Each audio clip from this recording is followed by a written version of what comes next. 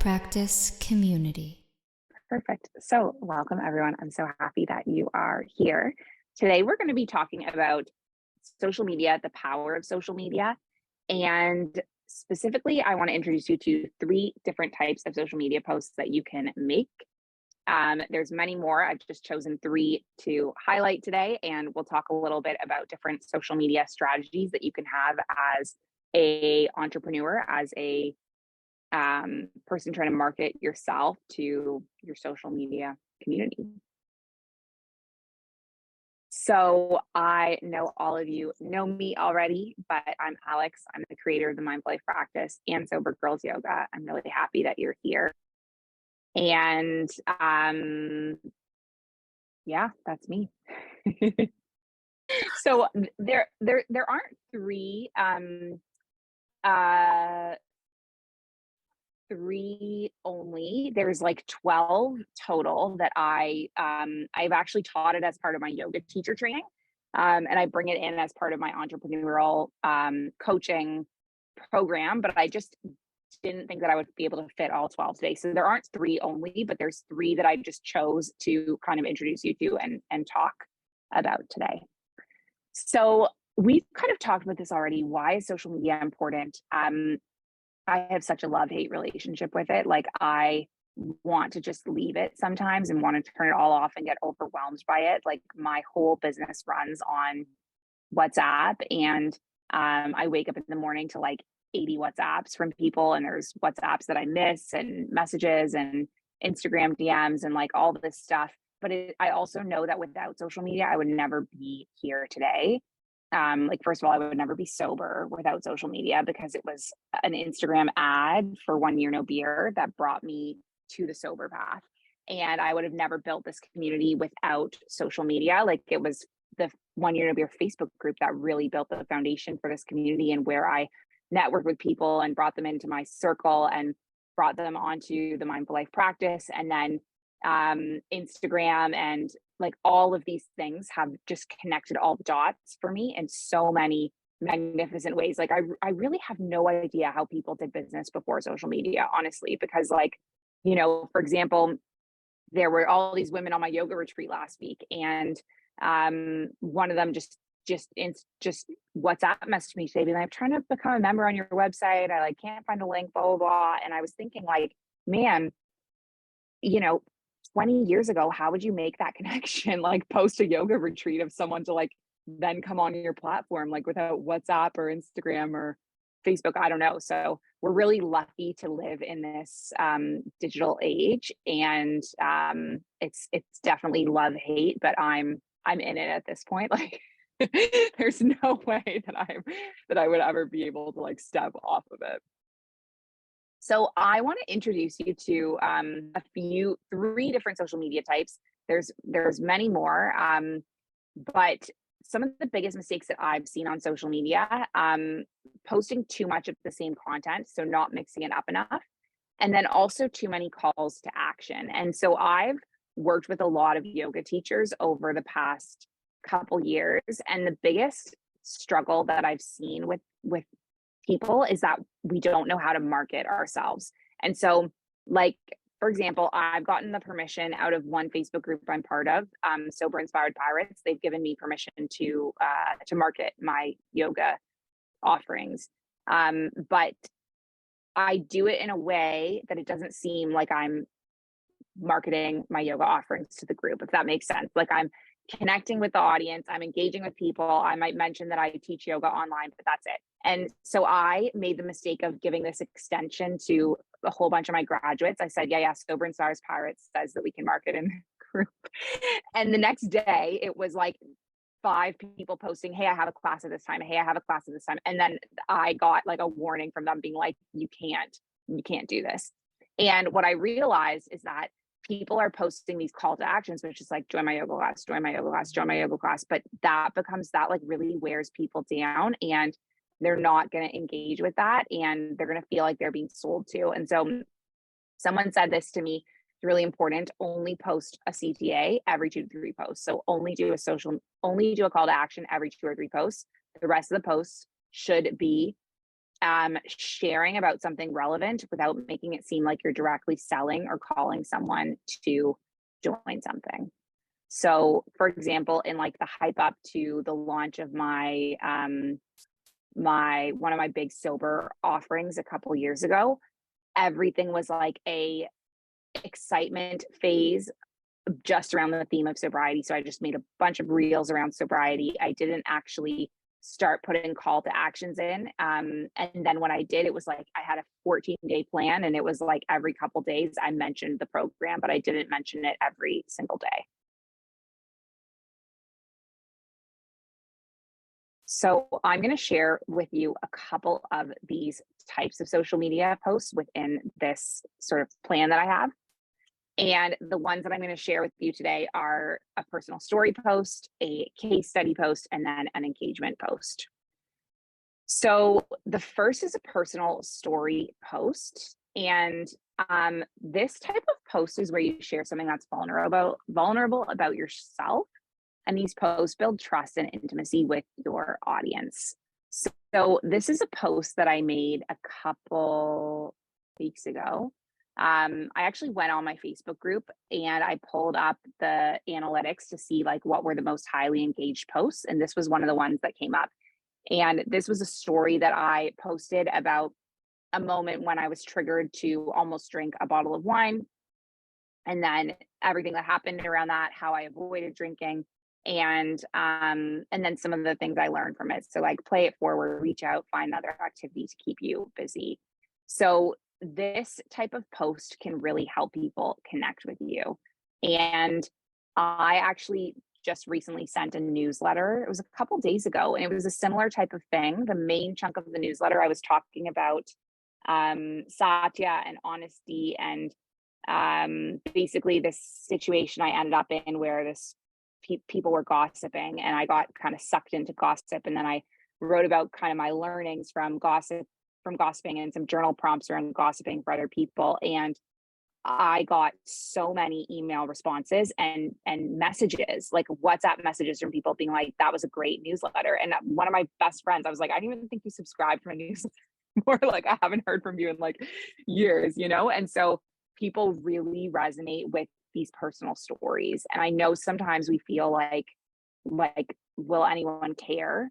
But people really want to like get to know you and connect with you and hear your stories. Next type of social media. So this is a case study type of post.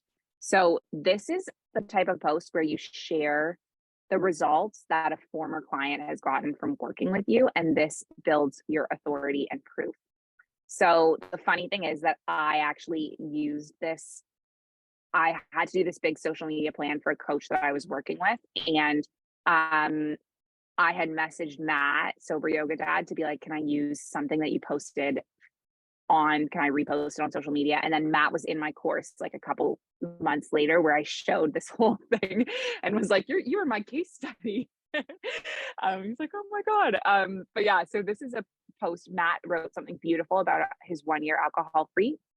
And I just said to him, like, can I reuse that? And then I added a little bit of a context beforehand to what he said. So I wrote, I met Matt around a year ago. Before then, he was drinking alcohol regularly, feeling low.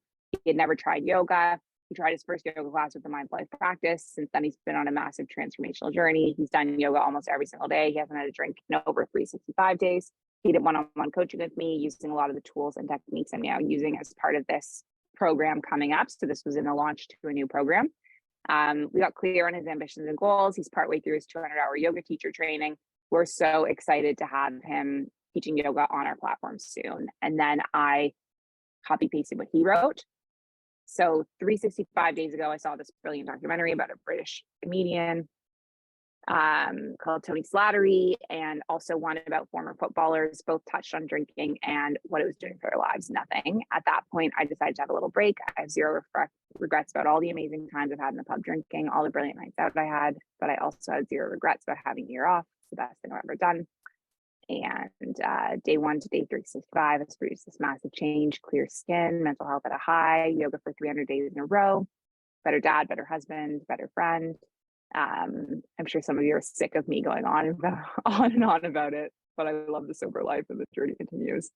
And then I just added a little note at the end, like I'm putting together this video series, getting started with the sober journey, introducing you to 2 major tools I spent the last year designing that I've never shared outside of my coaching sessions, and then comment below if you want more info. And that's a big one actually, is I try to do this when I think of it, is get people to comment or engage with your posts. So rather than just being like, here's the link to this program, if you say, if you're interested in this program, comment on this post and I'll send you the link, then it's just going to get like more engagement on the post than if you just gave the link in general. So that's something that I try to do, or like comment on this. Trying to think, there was something recently I did. It might have been Sober Curious Yoga Week. Yeah, I should have done that for BYOB week. I just thought of this right now, but on Sober Curious Yoga Week, I said, we're doing this big we're doing this big event. It's going to fully book. Comment on this if you want me to send you the link when it opens up. And a whole bunch of people commented. I think I said, comment yes if you want this. And like a whole bunch of people commented yes. And then that just like boosts your post up and up. So trying to create an action for them to do to get the to comment, to boost the engagement, to get the post seen more on people's feeds. Oh, okay. Wow, it's already 8:45. Okay, there's one more post that I want to talk about today, which is just a really simple engagement post. And this is basically a short and simple post with the idea of getting people to interact with you. So I pulled up my Facebook group and I went into the analytics and was looking at what was the most popular post I've done in the past month, and this was it. What's the best piece of advice you've ever heard about sobriety? Now, the strange thing is that I posted the exact same thing on Instagram and no one commented, and then I deleted it. So it's so weird. You can't predict where it's going to be popular or where it's not going to be. But yeah, 59 comments, reached 1,000 people, and really good shares on it. So that kind of engagement post I find works really, really well in the Facebook group, even on my Facebook page. And I try to use these posts sometimes as a way to gather prospective clients. So like right now we're building up to a new sober yoga challenge, which is going to start in the beginning of December. So I have tailored all of my engagement posts to be about being sober curious. So all the engagement posts right now, if you're in my Facebook group, they've been like, for people that are sober curious, what's the one thing that's getting you in the way of quitting drinking? For people that are sober curious, I think I just asked the same type of question like 7 different ways, like what's your biggest obstacle or whatever. And the reason why is because then people will comment saying, I'm really struggling with this. And then I know, okay, there's a person who's trying to get sober who might want to be in a challenge. And then I'll reach out to them, or I'll comment and say, hey, I'm sending you a message with this, with the link to this challenge if you're interested in it. So that I found is a really good strategy that works for me. Facebook group is amazing. It's really hard. Like I avoided doing a Facebook group forever because of how much work it was. And now it's an intentional thing that takes me about 3 or 4 hours every Saturday morning, where I just sit down and I plan out like a whole week's worth of content. And then I schedule all the posts. I research like sober news. And so it takes me a good chunk of time, but it's really, really valuable because the group has grown tremendously ever since I started putting real intention around it. So it was only in January that I was like, okay, I'm going to finally start getting this Facebook group working and operating. And in the beginning, I think we started with like 200 people in the group that I had for a few years and done nothing with. And now we're at 1,800 people, because people are just inviting their friends and pulling them in. Like they're like, oh, this is a great sober support group, and like sending them the link. And it's really, really good because people get to connect, they get to know each other, and then they get to know you, and then they might potentially join on for one of your services or offerings. There was one other thing I was going to say about a Facebook group. Oh, something I learned really valuable from, I can't remember who I learned this from, but if you are creating a Facebook group, don't make it the name of your business. Make it the name of like highly searched terms related to your niche. So we had a Facebook group called the Mindful Life Practice. No one is searching. No one who doesn't know the Mindful Life Practice is searching the Mindful Life Practice on Facebook, right? But people are searching sober yoga. And so that's why our group is Sober Girls Yoga, because that's actually something that people are searching. Sober yoga, sober girls, those are keywords. And then they would come across that group and join that group, whereas they wouldn't come across your business name. And then also, you don't want people in the group to think that they're just being like sold a business, you know? So if it's about another theme that has an affiliation with a business, I think people feel a bit more like, oh, this is like a sober, like my friend has like sober support and travel group, and it's connected to her business Soul Bliss Journey, you know? So people feel like they're part of a group on a theme that is connected to a business, but it's not. They're part of the business group. If that makes sense. But yeah, I love the group now. I love it. I had to, it was like love 8. I didn't want to do it for the longest time, but now it's amazing. And then I also really try to get other people posting in the group as much as possible. So we run these competitions where we like send out badges to people who post. And the idea of that was really just to get more voices other than myself posting in it regularly. And now it's kind of organically happening on its own. Like it took me a few months of these competitions, and now people are just posting on their own, which is really cool. Okay, so that was 3 of these types of posts. There's actually 12 in total. I have this document, which I'm really surprised that Yasser hasn't seen. It's the 12 types of Instagram posts. And I help people. I usually teach this as part of my yoga teacher training. And also as part of my entrepreneur courses. I help mentor people in developing their posts and cultivating awareness around their offerings. So I have a new group coming up of that next week, and we'll be getting more in depth into that in that program. And thank you so much for coming. And this was a wonderful discussion. I actually, when this was starting, I didn't think I would have enough content to speak for an hour. And I was like, well, I don't know what I'm going to talk about. And it's been a full hour, which is amazing. So I really appreciate your participation and engagement. And